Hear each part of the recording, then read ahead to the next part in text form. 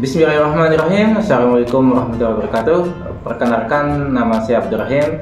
Saya merupakan dosen Prodi Statistika Terapan di Politeknik Medika Farma Husada Mataram. Saat ini aktif dalam melaksanakan Tridharma Perguruan Tinggi. Tapi pada video kali ini saya akan berfokus pada dharma pertama, yaitu dharma pengajaran. Salah satu mata kuliah yang saya ampu adalah Aljabar Linear.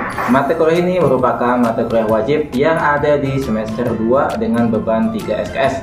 Aljabar Linear merupakan salah satu mata kuliah teori yang bertujuan untuk menguasai konsep-konsep dasar matematika, yaitu untuk memahami teori tentang matriks dan vektor.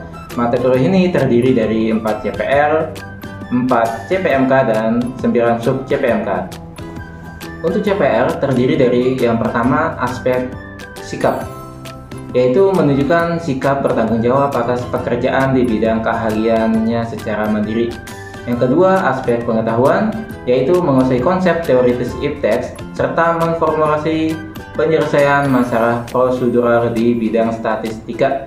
Yang ketiga keterampilan umum, yaitu mampu memecahkan masalah pekerjaan dengan sifat dan konteks yang sesuai dengan bidang keahlian terapannya, didasarkan pada pemikiran logis, inovatif, dan bertanggung jawab atas hasilnya secara mandiri. Yang keempat, keterampilan khusus, yaitu mampu merancang dan menjalankan konsep aljabar linear yang benar khususnya terkait dengan bidang statistika. Untuk CPMK ada 4.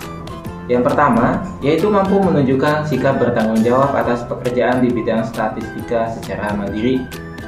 CPMK yang kedua, yaitu mampu mengaplikasikan konsep aljabar linear serta memformulasikan penyelesaian masalah prosedur di bidang statistika. CPMK ketiga, yaitu mampu menganalisis masalah pekerjaan dengan sifat dan konteks yang sesuai dengan bidang statistika terapan, didasarkan pada pemikiran logis, inovatif, dan bertanggung jawab atas hasilnya secara mandiri. CPMK yang keempat, yaitu mampu menganalisis konsep aljabar linear dengan benar, khususnya yang berkaitan dengan bidang statistika. Untuk sub CPMK yang terdiri dari 9, yang pertama, mahasiswa mampu mengimplementasikan konsep dasar matriks. Yang kedua, mahasiswa mampu menganalisis sistem persamaan linear. Yang ketiga, mahasiswa mampu mengimplementasikan determinan matriks. Yang keempat, mahasiswa mampu mengimplementasikan inverse matrix. Yang kelima, mahasiswa mampu mengimplementasikan konsep vektor pada ruang berdimensi 2 dan 3. Yang keenam, mahasiswa mampu mengimplementasikan konsep ruang vektor. Yang ketujuh, mahasiswa mampu mengimplementasikan ruang hasil kali dalam, basis ortogonal, dan basis ortonormal. Yang kedelapan, mahasiswa mampu mengimplementasikan transformasi linear dan menentukan representasi matriks. Yang kesembilan, mahasiswa mampu menganalisis nilai eigen dan vektor eigen. Untuk bahan kajian pada mata kuliah ini yaitu terdiri dari 7 bahan kajian. Yang pertama, matriks. Yang kedua, sistem persamaan linear. Yang ketiga, determinan matriks. Yang keempat, inverse matriks. Yang kelima, vektor dan ruang vektor. Yang keenam, transformasi linear. Dan yang terakhir, nilai eigen dan vektor eigen. Metode yang digunakan dalam mata kuliah ini adalah STR, yaitu metode yang memposisikan mahasiswa sebagai subjek pembelajaran, sehingga peserta didik akan belajar lebih mandiri, kreatif, dan inovatif. Dalam hal ini, dosen memberikan pemaparan materi dan menyisipkan pertanyaan, serta meminta pendapat mahasiswa. Selain itu, dibuat juga kelompok-kelompok kecil untuk berdiskusi. Aspek asesmen atau penilaian menggunakan 3 indikator, yaitu tugas dan kuis, UTS, serta UAS, di mana tugas dan kuis memiliki bobot 20%, UTS 30%, dan UAS 50%. Sekian pemaparan mata kuliah ini, selanjutnya kita beralih ke pengajaran di kelas. Oke, bismillahirrahmanirrahim. Assalamualaikum warahmatullahi wabarakatuh. Waalaikumsalam warahmatullahi wabarakatuh. Oke, apa kabar kalian semua? Baik. Alhamdulillah ya. Oke, pada pertemuan kali ini ya, jadi pertemuan minggu ini adalah pertemuan ketiga ya. Nah, pertemuan ketiga ini kita akan membahas yaitu materi eliminasi Gauss Jordan ya. Nah, tapi sebelum kita lanjut ke materi yang akan kita bahas, ya mungkin baiknya kita mereview materi yang lalu ya. Jadi materi minggu lalu itu kalau nggak salah ya, kalau nggak salah kita membahas tentang operasi garis perimeter ya. Karena basic dari evolusi Gauss Jordan ini yaitu kita harus tahu dulu nih operasi garis perimeter itu apa, terus apa yang harus, apa saja poin-poin ya, aturan-aturan yang harus kita ketahui di operasi garis perimeter ya. Oke, mungkin teman-teman ada yang masih ingat gimana bagaimana cara melakukan operasi garis perimeter?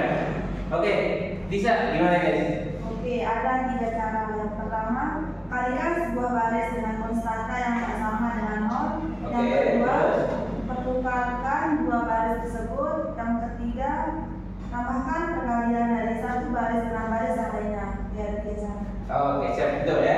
Jadi ketika kita membahas operasi garis perimeter minggu lalu ya, jadi 3 poin itu harus kita pegang ya, harus kita pegang teguh. Yang pertama itu ya, seperti bisa ulang, itu kita mengalihkan sebuah garis dengan konstanta yang tak nol ya. Maksudnya itu kita bisa mengalihkan satu baris, tapi tidak boleh mengalihkan dengan angka 0 ya.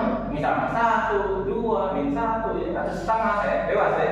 Yang penting tidak 0. Kemudian yang kedua, kita bisa mempertukarkan 2 baris ya. Jadi pertukaran 2 baris ini kita bebas mau tukar baris pertama dengan ketiga, misalnya baris pertama dengan kedua itu nggak masalah ya.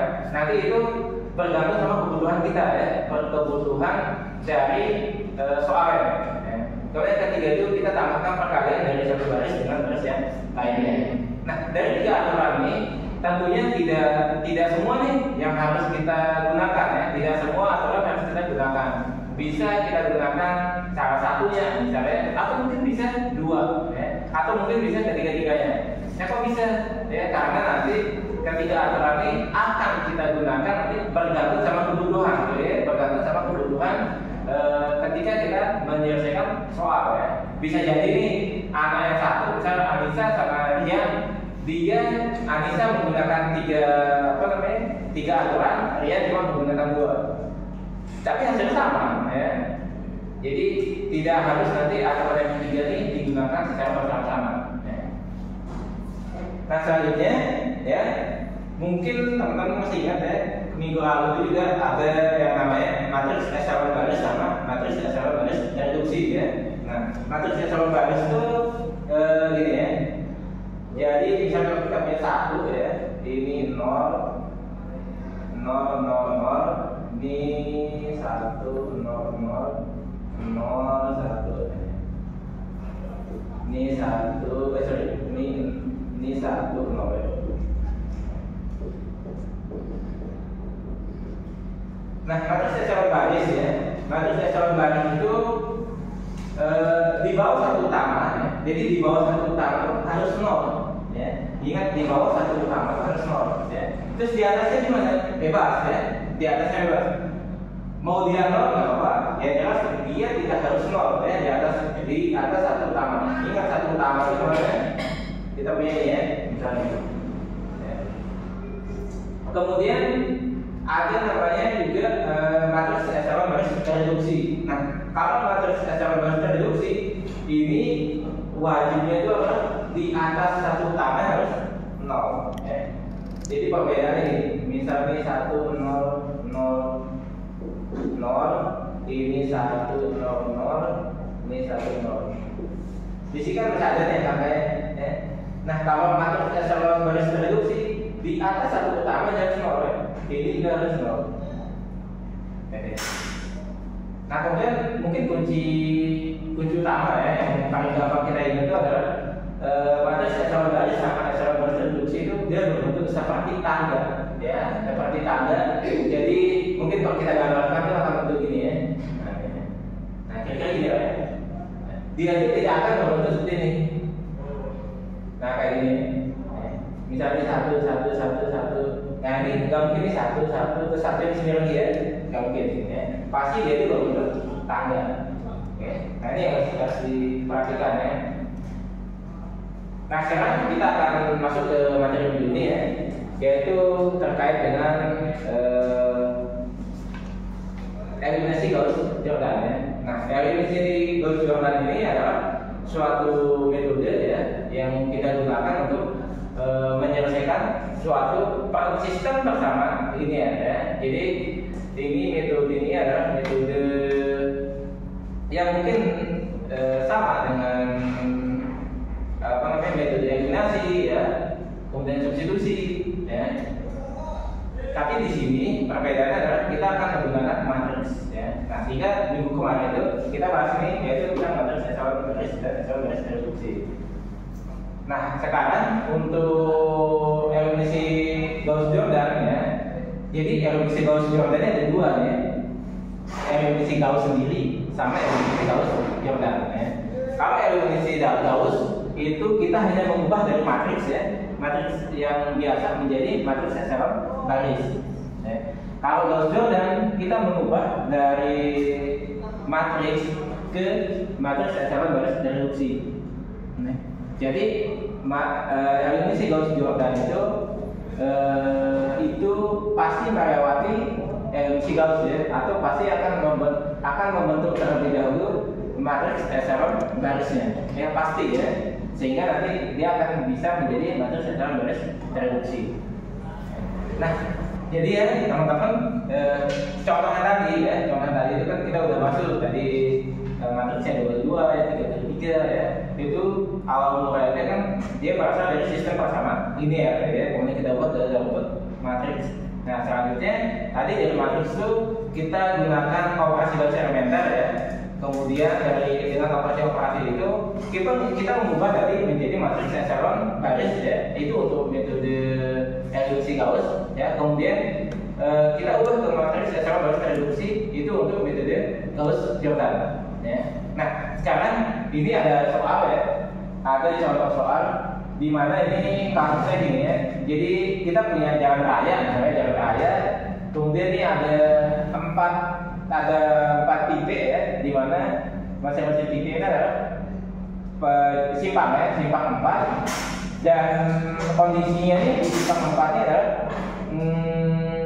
jalannya itu satu arah ya, satu arah. Maksudnya itu misalnya yang dari kanan ke kiri ya, dia itu nggak boleh dari kiri ke kanan ya.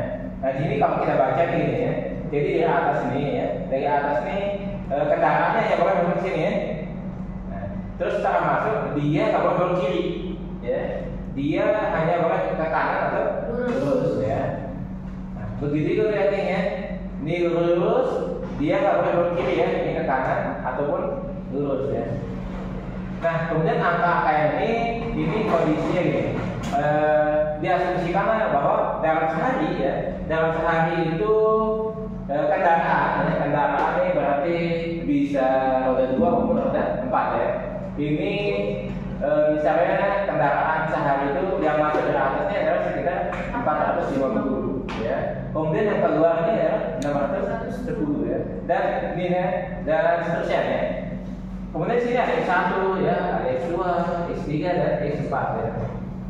Nah, karena ini adalah satu kasus untuk metode Gauss-Jordan ya, berarti kita berpikir bahwa kita harus mengubah gambar ini menjadi sistem persamaan linear ya. Nah, mungkin teman-teman masih ingat ya materi SMP ya, SMP atau SMA, ada yang mengatakan misalnya arus yang masuk jadi ini ya, yang ini 450 sama X1 ini itu pasti akan sama dengan arus yang keluar. Sekarangnya gini, kita punya pipa nih, air yang masuk pasti kan sama dengan air yang keluar ya. Nah, ini sama, ini kalau air yang masuk nih, ini pasti yang keluar juga sama. Nah, jadi persamaan gini, yang masuk ini kita tambahkan ya. Kan yang masuk ini kita punya 450 tambah X1 ya. Terus keluarnya berapa? Keluarnya ini 2 nih. Berarti ini 610 tambah X2 ya. Nah, kemudian dari persamaan ini kita harus ubah menjadi sistem persamaan linear, di mana kita tahu tuh variabelnya ada di kiri ya, kemudian konstantannya atau angkanya ada di kanan ya. Sehingga nanti X2 yang kita pindah ke kiri ya, yang 420 kita pindah ke kanan ya. Berarti ini akan jadi X1 kurangi X2 ya. Terus ini berarti ini 610 kurangi dengan 410. Ini kita dapat X1 min X2 sama dengan berapa nih? Ini 160 ya. Nah ini yang pertama ya. Kemudian yang kedua kita pakai ini ya. Yang kedua itu maksudnya itu X2 dan 520 ya. Berarti ini X2 sama dengan 520. Kemudian disama dengan nih ya X3 dan 480. X3 dan 480 ya. X2 Ya oke. Ini dengan cara yang sama ya. Berarti nanti ini X2 kurangi X3 kurangi 520. Hasilnya berapa? Negatif. Berapa? Negatif 40 ya. Kemudian yang ketiga kita pakai A, B, C ya. Nih yang masuk tuh berarti 640 sama X4 ya. Berarti ini X4 tambah 640. Ini sama dengan yang kedua ya berarti 310. Oke, ini 310 tambah X1 ya. Nah, kemudian nanti kita pilihkan X1 nya, tapi biar aman sih kita urutkan ya. X1 kemudian X4 ya. Kan X1 tidak luas jadi ya min ya. Ini X1, ini tetap ini tambah X4 ya. Kemudian ini 310 kurangi 640 berapa ya? Berapa? 300 negatif 330 ya. Kemudian yang keempat kita pakai D ya. Oke, kita pakai D. Berarti D-nya X3 sama 330. X3 tambah 340. Ya, 9 ya. 3 sama dengan 600. X4. Oke, X4 tambah 600. Ini X4 tambah 600 ya.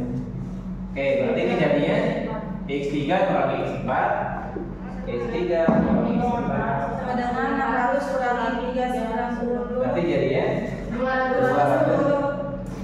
Oke, nah dari penjabaran tadi kita punya berarti ini kita asumsikan namakan persamaan 1 ya. Ini persamaan 2, ini persamaan 3, ini persamaan 4. Nah, setelah kita mengubah menjadi sistem persamaan, selanjutnya yang harus kita lakukan adalah apa? Mengubah sistem persamaan pertama ke dalam bentuk matriks. Oke, kita mengubah sistem persamaannya ke dalam bentuk matriks. Oke, coba yang dimulai dulu ya.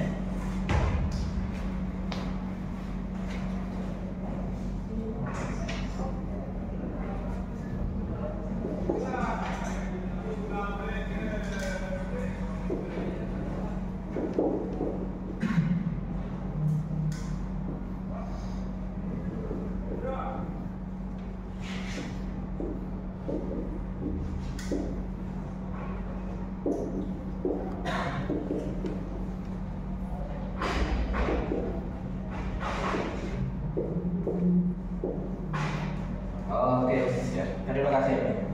Nah, jadi setelah kita mengubah menjadi sistem persamaan, ya. Sistem persamaan ini kita konversi atau kita ubah menjadi matriks ya. Nah, jadi penjelasan gini. Kan kita punya nih X1 nih. Ini jadi X1 itu koefisiennya 1 ya, karena dia ada koefisien. Jadi ini 1. Makanya jadi 1. Ya, berarti gini. Ini X1 ya, ini X2, X3, ini X4 ya. Kemudian X2 nya kita tahu ya min 1. Min 1 ya. Nah, di sini X3 sama X4 nya kan ya, berarti ini akan jadi 0 ya. Kan X3 nya kan ini 0, ini 0 juga ya. Kemudian untuk konstantanya atau angka yang sama kanan ya, ini sama 160.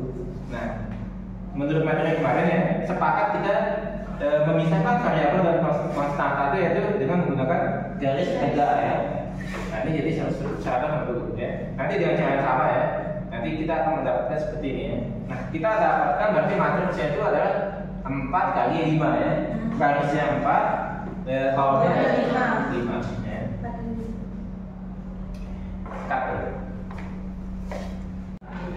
Oke. Nah, jadi setelah kita punya setelah kita punya matriks ini ya, setelah kita punya matriks ini, seharusnya nanti kita konversi ya, kita ubah ya. Ini kita ubah di sini tuh ada namanya OBE ini. Ini operasi baris elementernya ya.